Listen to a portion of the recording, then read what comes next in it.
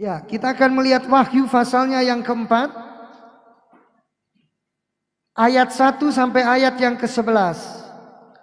Cukup panjang ayat firman Tuhan yang hendak kita baca, tapi ini ayat-ayat yang sangat penting supaya kita mendapat kekuatan yang baru dari Tuhan, dipulihkan dan diubahkan.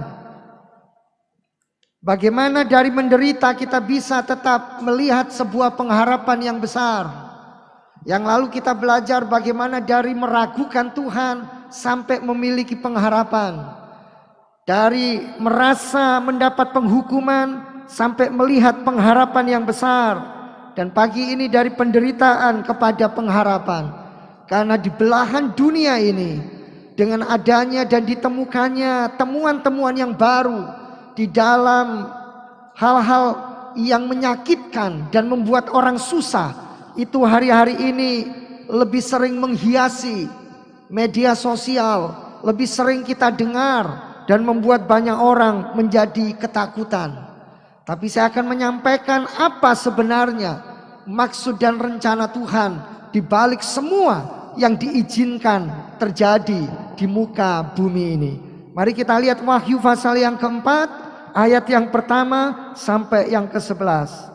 Saya akan membaca dengan cepat, Bapak Ibu bisa lihat di layar LCD.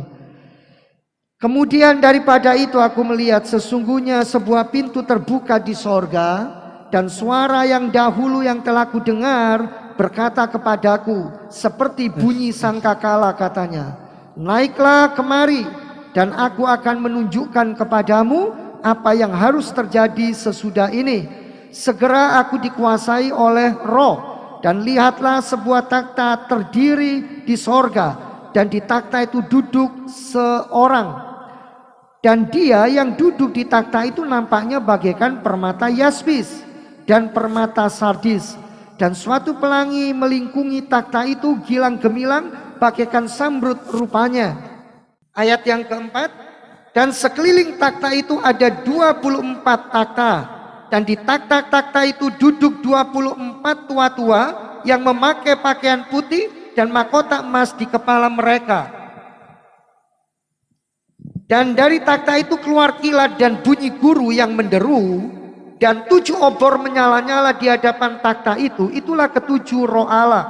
Ayat yang ke-6, dan di hadapan takhta itu ada lautan kaca bagaikan kristal. Di tengah-tengah takhta itu dan di sekelilingnya ada 4 makhluk penuh dengan mata, di sebelah muka dan di sebelah belakang. Adapun makhluk yang pertama seperti singa, dan makhluk yang kedua sama seperti anak lembu, dan makhluk yang ketiga mempunyai muka seperti muka manusia, dan makhluk yang keempat sama seperti burung nasar yang sedang terbang. Dan keempat makhluk itu masing-masing bersayap 6 sekelilingnya, dan di sebelah dalamnya penuh dengan mata, dan dengan tidak berhenti-hentinya mereka berseru siang dan malam, Kudus, Kudus, Kuduslah Tuhan Allah yang Maha Kuasa, yang sudah ada dan yang ada dan yang akan datang. Dan setiap kali makhluk-makhluk itu mempersembahkan puji-pujian dan hormat dan ucapan syukur kepada Dia yang duduk di atas takhta itu dan yang hidup sampai selama-lamanya. Maka tersungkurlah ke-24 tua-tua itu di hadapan Dia yang duduk di atas takhta itu, dan mereka menyembah Dia yang hidup sampai selama-lamanya. Dan mereka melemparkan mahkotanya di hadapan takhta itu sambil berkata, Ya Tuhan dan Allah kami, Engkau layak menerima puji-pujian dan hormat dan kuasa, sebab Engkau telah menciptakan segala sesuatu, dan oleh karena kehendak-Mu semuanya itu ada dan diciptakan. Jemaat, ini ayat-ayat yang sulit untuk dimengerti dan ditafsirkan. Sampai hari ini ada banyak anak-anak Tuhan yang ingin mengerti, tetapi harus bergumul sedemikian rupa. Saya berharap nanti di rumah dibaca lagi berulang-ulang, digumuli, didoakan dan direnungkan. Sekali lagi saya hendak mengatakan hari-hari ini ada banyak hal yang berusaha menarik perhatian kita. Termasuk hal yang bersifat rohani maupun hal-hal yang bersifat jasmani. Di dalam hal-hal yang rohani, di YouTube, di Facebook, di banyak media sosial, secara rohani kita mendapati dan menemukan pola-pola ibadah yang disajikan sedemikian rupa. Hamba-hamba Tuhan dengan kreativitasnya berusaha sedemikian rupa menarik perhatian umat supaya menikmati ibadah yang dikemas sedemikian rupa. Lalu di dalam dunia bekerja, orang mulai pakai kreativitasnya, orang mulai membuat ini dan itu. Yang penting harus bisa tetap bekerja. Saudara, tetapi jujur, ada banyak hal yang sudah dilakukan sedemikian rupa tidak membawa kita semakin dekat kepada Allah. Tapi ada banyak yang justru membuat kita semakin jauh daripada Allah. Mengapa? Karena lewat apa yang disampaikan di media sosial itu, umat yang tidak mengerti melihat seolah-olah hamba Tuhan satu, hamba Tuhan yang lain saling berbeda pendapat, lalu bersilang di dalam penafsiran, dan itu membuat banyak kebingungan, banyak ketakutan, banyak kecemasan. Saudara, setan lebih suka menarik gereja dan umat Tuhan untuk memperhatikan hal-hal duniawi sehingga kita keluar dari kehendak Allah. Tapi percayalah, seperti di sepanjang pujian kita diingatkan, sesungguhnya hati Allah, Allah ingin menarik saudara, Allah ingin membawa saya, Allah ingin membawa gerejanya, Allah ingin mendorong kita semua untuk kembali kepada isi hati Tuhan. Apa isi hati Tuhan? Saudara dengarkan, ini sesuatu yang penting. Ini sesuatu yang Tuhan singkapkan dan bukakan. Dan saya berani sampaikan ini supaya gereja bertobat, supaya gereja berubah, dan supaya gereja tidak lagi mengejar kenikmatan duniawi, tidak lagi hidup di dalam keadaan sebagaimana yang orang-orang dunia ingin capai dan gapai. Tapi gereja harus hidup di dalam rencana Allah dan kehendak Allah yang agung dan sempurna. Saudara, saya mengajak kita untuk melihat sebentar bahwa Wahyu pasal 4 ini ditulis, Wahyu pasal 4 dan pasal 5 ini ditulis di antara Wahyu pasal 1 sampai 3. Betul ya? Lalu sesudah pasal 4 dan 5 ada pasal 6 dan selanjutnya. Saya mau kasih tahu sama Bapak Ibu, Wahyu pasal 1 itu Yohanes, murid Yesus, memperkenalkan dirinya, menceritakan sebagai pendahuluan dalam kitab Yohanes, ada di sebuah pulau yang bernama Pulau Patmos. Lalu Yohanes mendapat penglihatan-penglihatan, dan Yohanes menceritakan bagaimana Yohanes mengalami di tengah penderitaan itu persekutuan dengan Tuhan. Sesudah Yohanes pasal 1, Wahyu pasal 1 maksud saya, lalu kita melihat Wahyu pasal 2 dan pasal 3, itu Bapak Ibu bisa buka Wahyu pasal 2 dan 3, itu Rasul Yohanes mendapat firman profetik, firman nubuatan tentang 7 gereja di Asia Kecil. Dituliskan oleh Lembaga Alkitab Indonesia 7 jemaat. Minggu yang lalu kita belajar salah satu jemaatnya adalah jemaat Efesus, ya, yang disampaikan oleh Saudari Mariani. Saudara, 7 gereja di dalam Wahyu 2 dan 3 itu mewakili seluruh gereja yang ada di belahan dunia ini. Bapak Ibu jangan lupa, angka 7 itu kita kenal sebagai angka sempurna. Mengapa? Angka 7 adalah angka ilahi.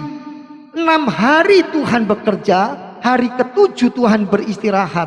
6 hari Tuhan menciptakan langit, bumi dan segala isinya. Dan pada hari yang ketujuh Tuhan beristirahat. Angka 7 di dalam Alkitab selalu ditulis sebagai mewakili kesempurnaan, kepenuhan dan keutuhan. Kenapa hanya 7 gereja Bapak Ibu? Kenapa hanya 7 jemaat yang diceritakan dalam Wahyu 2 dan 3? Karena itu mewakili cerita yang akan terjadi, yang akan ada, yang akan dialami di sepanjang zaman oleh gereja Yesus Kristus sampai hari ini. Lalu di dalam Wahyu pasal yang ke-6, perhatikan ini Bapak Ibu. Wahyu pasal yang ke-6 boleh ditampilkan. Wahyu pasal yang ke-6 sampai Wahyu pasal 20 ayat yang ketiga, itu semua menceritakan tentang nubuatan, penderitaan, aniaya, pergumulan hidup, badai hidup, bencana-bencana, sakit penyakit, malapetaka, penghukuman, penghakiman secara kehidupan manusia akan terjadi pada hari-hari ini sampai Yesus datang yang kedua kali.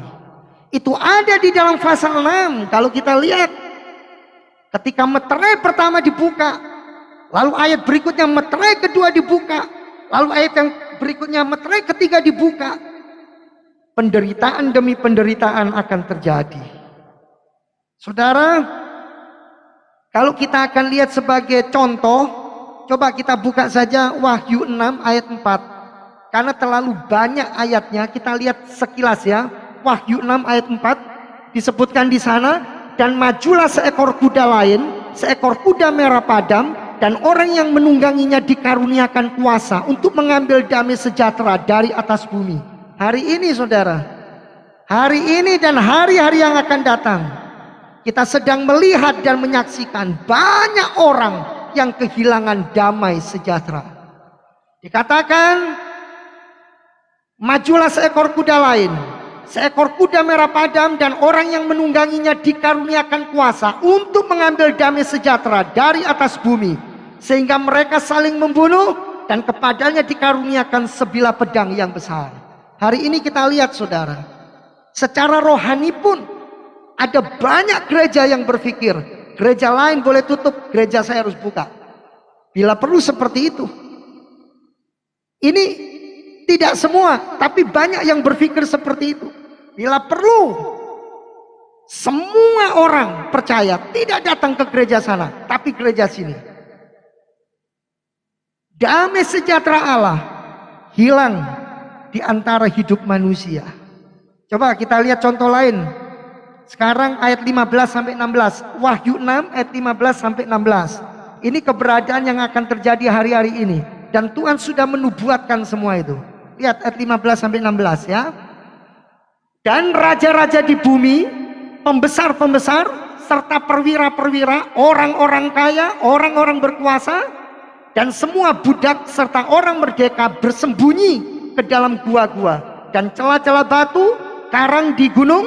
Terus, dan mereka berkata kepada gunung-gunung dan kepada batu-batu karang itu, runtuhlah menimpa kami dan sembunyikanlah kami terhadap Dia yang duduk di atas takhta dan terhadap murka anak domba itu.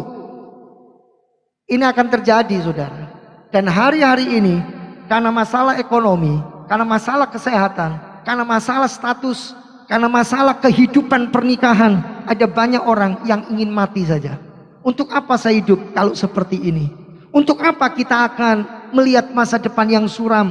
Untuk apa kita akan melihat masa depan yang belum menentu dan tidak ada kepastian? Saudara lihat pasal 8 ayat 13. Wahyu 8 ayat 13. Ini saya tidak menceritakan semua saudara, karena terlalu banyak. Nanti baca sendiri dari Wahyu 6 itu sampai Wahyu 20 ayat yang ketiga ya. Sekarang kita lihat dulu Wahyu 8, Wahyu 6, Wahyu 8 maaf ayat 13 ya.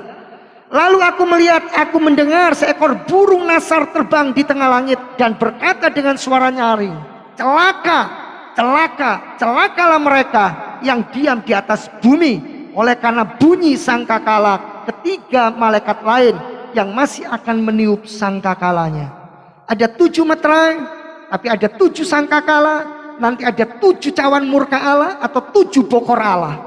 Saudara, mungkin istilah-istilah ini masih asing bagi kita, tapi saya mau sampaikan, ini adalah firman Tuhan, bahwa penderitaan demi penderitaan, kesulitan demi kesulitan, malapetaka demi malapetaka masih akan terjadi. Saudara, semua yang disampaikan adalah prediksi bahwa pandemi akan selesai. Prediksinya ada yang bilang 1 tahun, ada yang bilang kalau musim panas selesai pandemi, ada yang bilang 5 tahun, ada yang bilang 3 tahun. Semua adalah prediksi. Saya beritahu, tidak ada seorang pun yang tahu sampai kapan. Saudara, dan hari-hari ini kita akan melihat ada banyak warna di dalam kehidupan ini yang membuat orang tawar hati, membuat orang ketakutan, membuat orang kehilangan pengharapan. Ini betul-betul penderitaan yang mencengkram kehidupan umat manusia.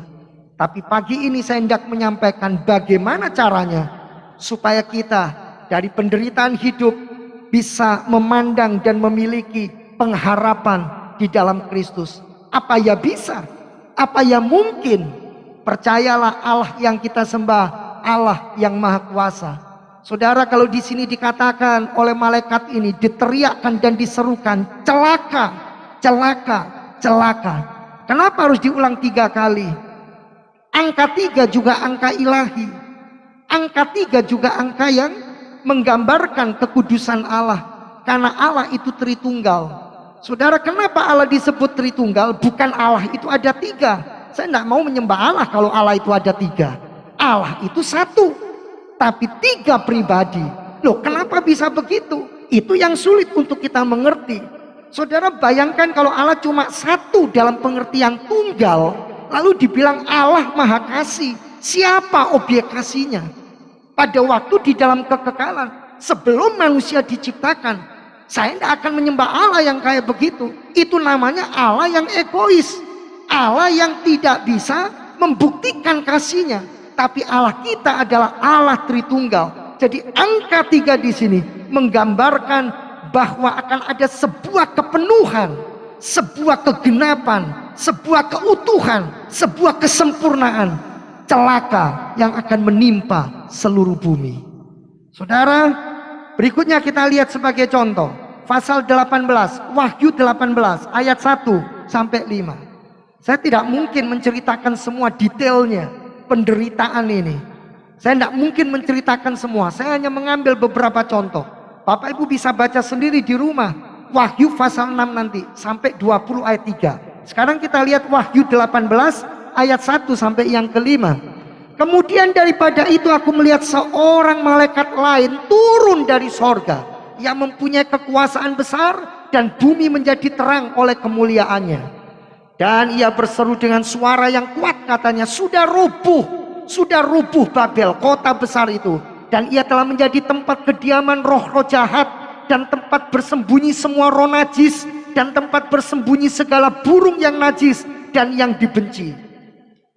Karena semua bangsa telah minum dari anggur hawa nafsu cabulnya, dan raja-raja di bumi telah berbuat cabul dengan dia, dan pedagang-pedagang di bumi telah menjadi kaya oleh kelimpahan hawa nafsunya. Lalu aku mendengar suara lain dari sorga berkata, pergilah kamu, hai umatku, pergilah daripadanya, supaya kamu jangan mengambil bagian dalam dosa-dosanya, dan supaya kamu jangan turut ditimpa malapetaka-malapetakanya. Ayat 5, sebab dosa-dosanya telah bertimbun-timbun sampai ke langit. Ini terjadi hari-hari ini. Orang sudah tidak lagi takut yang namanya dosa. Pernikahan sesama jenis sudah diizinkan, bahkan di banyak tempat, termasuk tempat ibadah. Lalu dikatakan dosa sudah bertimbun-timbun sampai ke langit. dan Allah telah mengingat segala kejahatannya. Ayat-ayat ini tadi berkata bahwa dosa akan merajalela, perzinahan akan merajalela, kenajisan akan merajalela, percabulan akan merajalela, pencemaran hidup akan merajalela. Tapi firman Allah berkata, Allah berfirman, tinggalkan semua itu. Orang-orang di luar Kristus sedang menimbun dosa. Dengan berbuat dosa, mereka menimbun dosa, mereka menyimpan dosa, mereka menabung dosa, dan itu sudah sampai dalam batasnya, dalam ukurannya. Istilah wahyu tadi sudah sampai di langit. Saudara, sekarang orang sudah nggak takut lagi untuk menyatakan diri bahwa dia adalah homoseksual, bahwa dia adalah lesbian, bahwa dia adalah orang-orang yang hidup di dalam kebejatan, di dalam amoralitas, dan di dalam keadaan yang menyimpang daripada isi hati Tuhan. Sebab Tuhan seperti ayat Wahyu 4 tadi, ayat yang ke-8, kudus, kudus, kuduslah Tuhan Allah yang Maha Kuasa, yang sudah ada dan yang akan datang. Kudus, kudus, kuduslah Allah. Saudara, mode baju ya zaman sekarang dibandingkan zaman dulu jelas berbeda. Dan sekarang betul-betul hampir semua ada unsur yang istilahnya hawa nafsu itu ikut ditiupkan di dalamnya. Karena itu saudara, kita harus jaga anak-anak kita. Suami istri harus saling menjaga. Kita nggak bisa membiarkan mereka untuk berjalan sendirian. Kita harus betul-betul pantau supaya mereka hidup takut akan Allah, hormat akan Allah, dan menjaga kekudusan hidup. Sampai seperti apa? Sampai seperti yang Alkitab katakan. Orang tua kita terbatas, keluarga kita terbatas memantau kita. Bahkan sekarang Bapak Ibu, begitu saya buka HP, buka medsos, kita nggak tahu, terkadang ada saja iklan, ada saja kiriman-kiriman, nggak ngerti dari siapa. Apalagi kalau itu buka YouTube dan sebagainya, ada iklan-iklan. Dan iklan itu macam-macam saudara. Ada iklan yang memang menyesatkan, itu bermunculan. Kita sudah hapus, kita sudah cegah, tapi masih saja ada. Namanya juga teknologi yang juga diwarnai, dibumbui dengan kenajisan dan pencemaran hidup. Saudara yang dikasihi Tuhan, gereja di dalam Wahyu pasal 2 dan 3 itu sudah dinubuatkan dan diberitahu. Dan ini gereja di sepanjang zaman, bahwa gereja akan mengalami Wahyu 6 sampai Wahyu 20 ayat yang ketiga. Dan ini fakta Bapak Ibu, ini kenyataan. Tapi ada banyak orang yang berpikir enggak, gereja tidak akan mengalami itu, karena gereja akan diangkat lebih dulu. Saya tanya, sampai hari ini saudara mengalami termasuk yang namanya pandemi ini ada di sekitar kita, betul enggak Bapak Ibu? Ada yang bilang, iya Pak, belum, nanti penderitaan yang sangat-sangat sampai orang sudah nggak mampu lagi, gereja baru diangkat.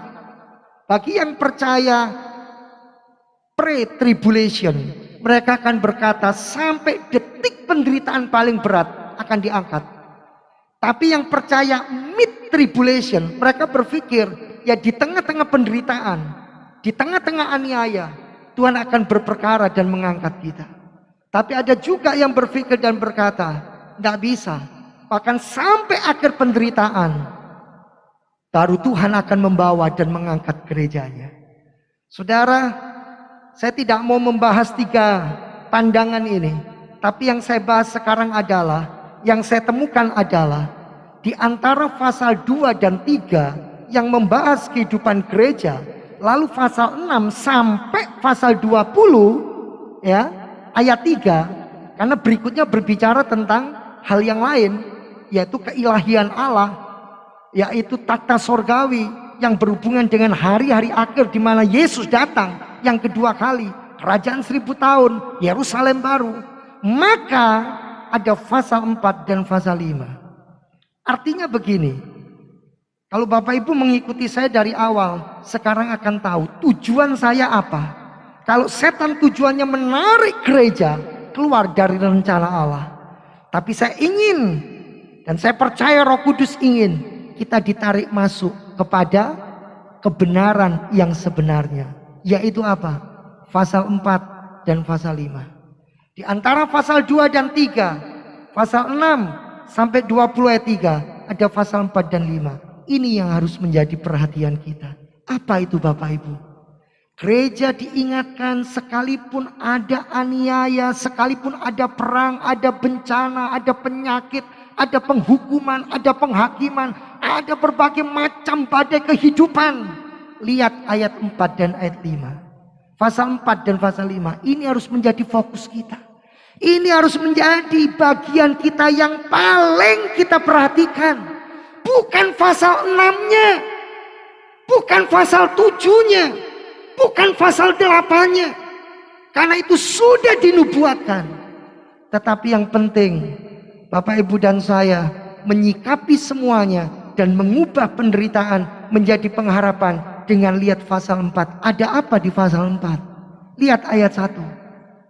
Ada apa di pasal 4? Lihat ayat 1. Ini yang saya mau bagikan. Ini yang saya mau sampaikan buat Bapak Ibu.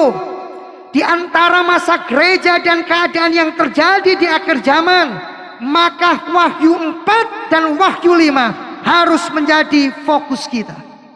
Lalu apa sih yang ada dalam Wahyu 4? Apa yang ada dalam Wahyu 5 yang harus kita perhatikan? Ini akan menjadi penghiburan buat saya. Ini akan menjadi penghiburan buat Bapak Ibu. Ini akan menjadi pengharapan umat Tuhan.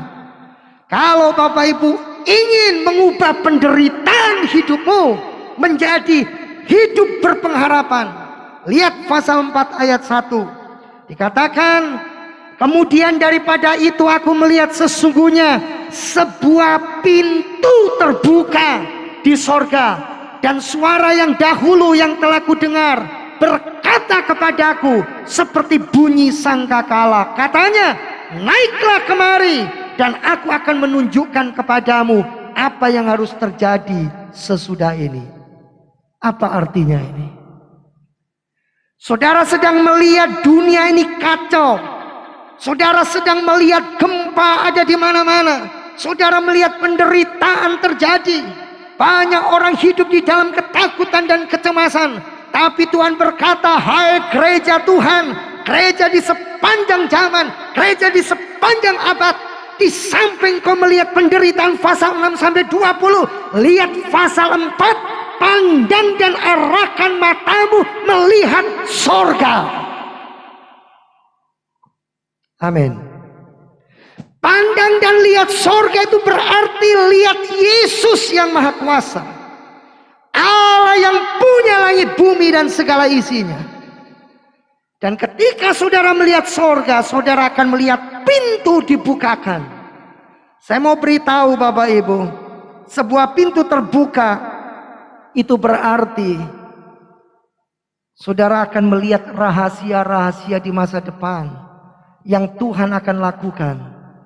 Kalau pintu itu masih tertutup, tidak ada seorang pun yang bisa mengerti masa depan. Ramalan yang paling jitu sekalipun tidak akan pernah bisa tembus. Tapi lihat ayat ini, sebuah pintu terbuka, itu berarti kita akan mengerti peristiwa masa depan sampai Allah betul-betul menyingkapkan lebih jelas, lebih nyata. Kita lihat sebuah contoh, saudara. Hamba Allah ini mengalami kondisi dan keadaan yang betul-betul di ujung kematian, harus menghadapi fakta tidak ada orang yang sanggup dan bisa. Tapi karena ada Allah di sorga dan dia percaya Allah akan membuka pintunya. Kalau pintu Allah dibuka, berarti Allah menyingkapkan banyak hal. Maka hamba Tuhan ini dan orang bijaksana yang lain diluputkan. Karena apa? Karena ada satu hamba Tuhan yang mengerti seperti Yohanes mengerti Wahyu 4. Kita lihat saudara, Daniel 2 ayat 24 sampai 28. Wahyu kita tutup sebentar. Kita lihat Daniel pasal 2 Bapak Ibu. Daniel pasalnya yang kedua, kita akan lihat ayat 24 sampai 28. Ya. Saya akan baca Bapak Ibu ya. Daniel 2 ayat 24 sampai 28. Sebab itu pergilah Daniel kepada Ariok yang telah ditugaskan raja untuk melenyapkan orang-orang bijaksana di Babel. Maka pergilah ia serta berkata kepadanya demikian. Orang-orang bijaksana di Babel itu jangan kau lenyapkan.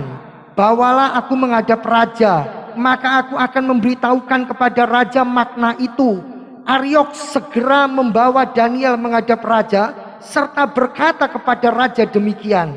Aku telah mendapat seorang dari antara orang-orang buangan dari Yehuda yang dapat memberitahukan makna itu kepada raja. Bertanyalah raja kepada Daniel yang bernama Belsasar, sanggupkah engkau memberitahukan kepadaku mimpi yang telah kulihat itu dengan maknanya juga? Perhatikan ini Bapak, ayat 27. Daniel menjawab katanya kepada raja, rahasia yang ditanyakan tuanku raja tidaklah dapat diberitahukan kepada raja oleh orang bijaksana, ahli jampi, orang berilmu, atau ahli nujum. Termasuk setan tidak akan bisa memberitahukan rahasia masa depan. Kok tidak ada yang amin? Tapi lihat ayat 28. Kita baca bersama ayat 28 dengan bersuara. Tetap pakai masker, nggak apa-apa. 2, 3. Tetapi di sorga ada Allah yang menyingkapkan rahasia-rahasia. Ia telah memberitahukan kepada tuanku Raja Nebukadnezar apa yang akan terjadi pada hari-hari yang akan datang. Mimpi dan penglihatan-penglihatan yang tuanku lihat di tempat tidur ialah ini. Saudara, akhirnya segala yang tertutup disingkapkan ketika pintu sorga dibuka. Kenapa pintu sorga dibuka? Karena ada yang mengetuk pintu sorga. Karena ada yang memandang kepada sorga. Siapa itu? Gereja Tuhan dalam pasal 2 dan pasal 3. Hari-hari ini gereja lebih sibuk ngurus lampu. Gereja lebih sibuk ngurus sembako. Gereja lebih sibuk untuk mengurus diaken. Gereja lebih sibuk ngurus pembangunan gereja. Gereja tidak peduli lagi dengan yang namanya bagaimana untuk kembali membawa umat menemukan sorga. Pagi ini saya ingin Bapak Ibu dan kita yang hadir harus mengalami sorga. Jangan pulang tinggalkan gereja ini, tapi saudara tidak merasakan dulu bahwa Tuhan sudah membuka pintu sorga, lalu berkata, mari naiklah. Mari datang kepadaku. Lihat ayat yang kedua. Wahyu 4 tadi. Wahyu 4 ayat yang kedua. Ini harusnya menjadi fokus gereja hari-hari ini. Saudara, gereja nggak boleh bingung dengan entertain. Gereja nggak boleh bingung dengan bagaimana menyenangkan umat. Gereja nggak boleh bingung dengan bagaimana berorganisasi. Semua itu bukan tidak penting. Tapi lihat Wahyu 4 ayat yang kedua. Dikatakan seperti ini. Segera aku dikuasai oleh roh, dan lihatlah sebuah takhta terdiri di sorga, dan di takhta itu duduk seorang. Saya baca ulang ayat 1. Kemudian daripada itu aku melihat sesungguhnya sebuah pintu terbuka di sorga, dan suara yang dahulu yang telah kudengar berkata kepadaku seperti bunyi sangkakala, katanya, naiklah kemari.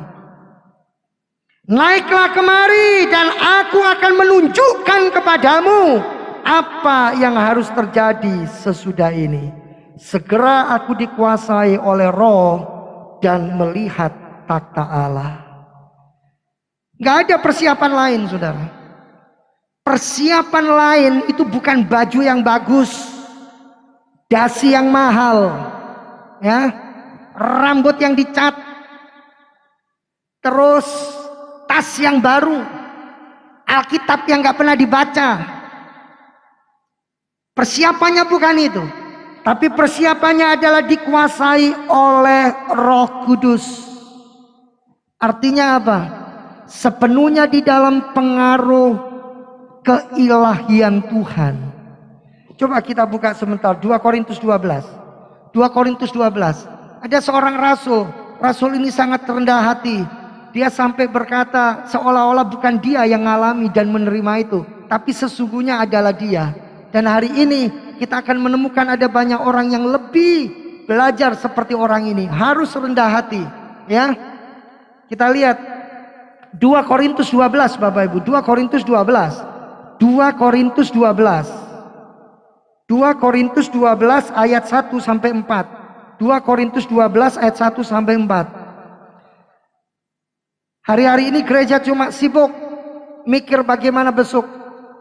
Sibuk bagaimana membuat jemaat yang tadinya penuh masuk gedung gereja, tapi gara-gara ibadah online hilang, nggak tahu kemana. Sudah kadung enak Pak ibadah online. Sudah kadung jadi sulit. Tapi saya tahu sebagian bukan karena itu alasannya, tapi sungguh-sungguh karena satu dan lain hal tidak bisa hadir. Betul-betul waspada, menjaga diri. Saya menghormati, saya menghargai itu. Kita tidak boleh menghakimi, kita tidak boleh menghukum lalu berkata dia tidak punya iman. Tidak boleh seperti itu, ya. Kita lihat 2 Korintus 12 ayat 1 sampai 4. Saya akan baca ya dengan cepat ya. Aku harus bermegah sekalipun memang hal itu tidak ada faedahnya. Namun demikian aku hendak memberitakan penglihatan-penglihatan dan penyataan-penyataan yang kuterima dari Tuhan. Aku tahu tentang seorang Kristen 14 tahun yang lampau. Entah di dalam tubuh aku tidak tahu, entah di luar tubuh aku tidak tahu. Allah yang mengetahuinya. Orang itu tiba-tiba diangkat ke tingkat yang ketiga dari sorga. Aku juga tahu tentang orang itu, entah di dalam tubuh, entah di luar tubuh. Aku tidak tahu, Allah yang mengetahuinya. Ia tiba-tiba diangkat ke Firdaus. Dan ia mendengar kata-kata yang tak terkatakan, yang tidak boleh diucapkan manusia. Hari-hari ini saudara akan biasa dengan kunjungan ilahi dari Sang Maha Kuasa. Saudara akan dibuat punya sensitivitas, kepekaan, kedalaman rohani yang luar biasa. Yang mungkin saudara berkata saya nggak tahu ini benar dari Tuhan atau bukan.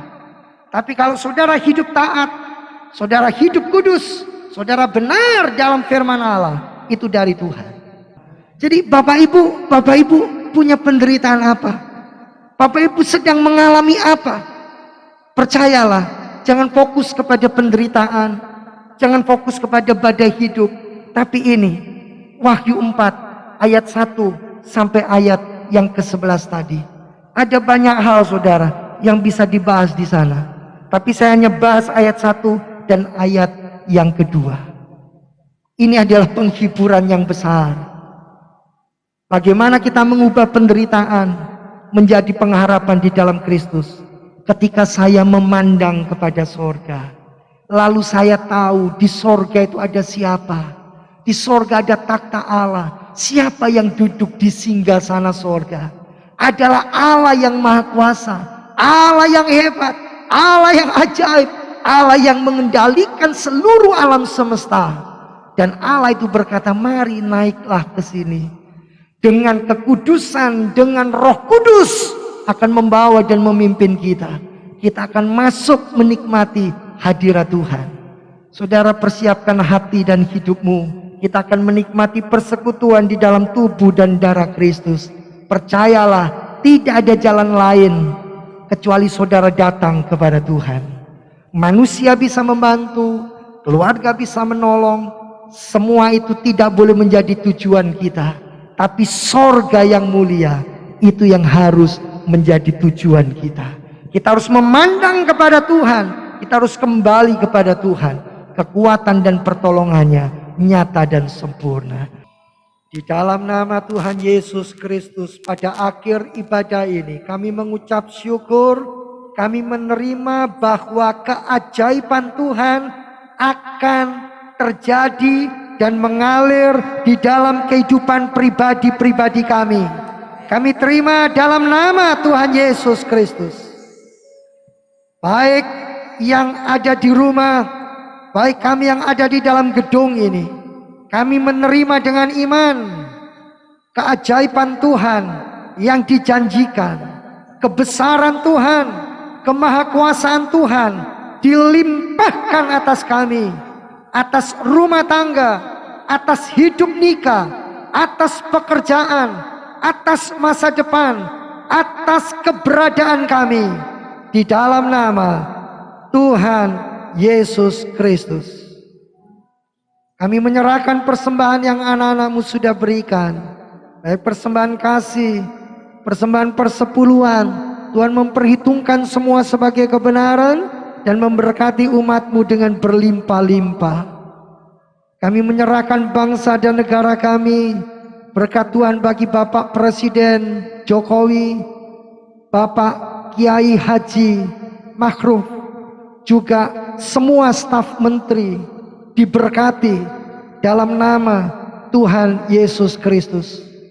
Memberkati juga TNI dan Polri di dalam mengamankan dan membawa Indonesia menjadi negeri yang makmur dan sejahtera. Kami juga berdoa supaya gubernur, wali kota, bupati, camat, lurah, sampai tingkat RW RT semua diberikan hati yang takut akan Tuhan, hormat kepada Tuhan, dan menciptakan kondisi yang baik di lingkungan masing-masing. Terima kasih Bapa. Kami teringat saudara-saudara kami yang sedang mengalami bencana, yang ada di daerah Lumajang dan sekitarnya. Ya Tuhan, Allah yang Maha Pengasih, Allah yang Maha Penyayang, semua di dalam kedaulatan Tuhan, semua di dalam izin daripada Tuhan.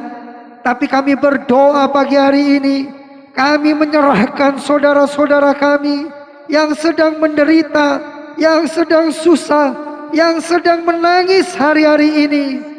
Tuhan tolong mereka. Kirimkan para malaikat-malaikat Tuhan untuk menjaga, untuk menopang, dan untuk menyelamatkan anak-anak-Mu. Ya Tuhan, Allah yang berlimpah dengan rahmat dan anugerah, biarlah di daerah yang sedang mengalami bencana ini, kasih karunia dan anugerah Tuhan dinyatakan. Hujan keselamatan mengalir dan melimpah, dan biarlah saudara-saudara kami boleh melihat tangan Tuhan, hati Tuhan, dan mata Tuhan bagi mereka. Kami juga berdoa Tuhan sebelum pulang, menyerahkan Bapak Haryono sekeluarga, supaya berkat, kasih, kemurahan Tuhan melimpah dan mengalir bagi beliau dan keluarga. Pagi ini hamba-Mu juga berdoa menyerahkan semua partner-partner pelayanan. Kami menyerahkan beliau-beliau semua kepada Tuhan. Di dalam nama Tuhan Yesus, dimanapun beliau-beliau berada, kasih karunia, anugerah, pertolongan Tuhan melimpah, mengalir bagi saudara-saudara kami semuanya. Terima kasih Bapa. Sebentar kami pulang meninggalkan gereja ini, berkat Tuhan dicurahkan bagi kami semua, juga bagi semua hamba-hamba-Mu yang terlibat di dalam seluruh penata layanan yang ada di sepanjang ibadah berlangsung ini. Jemaat yang dikasihi Tuhan, angkatlah sekarang kedua belah tangan-Mu, arahkan pandangan-Mu kepada sorga, kepada Tuhan Yesus Kristus. Sekarang sebelum pulang, terimalah berkat-Nya, berkat dari Allah Bapa, cinta kasih kemurahan Tuhan Yesus Kristus, di dalam persekutuan Allah Roh Kudus akan menyertai, akan memberkati, akan memimpin hidupmu sekarang bahkan sampai selama-lamanya. Pulanglah, terimalah berkatnya. Puji Tuhan. Amin. Selamat hari Minggu, Tuhan Yesus memberkati.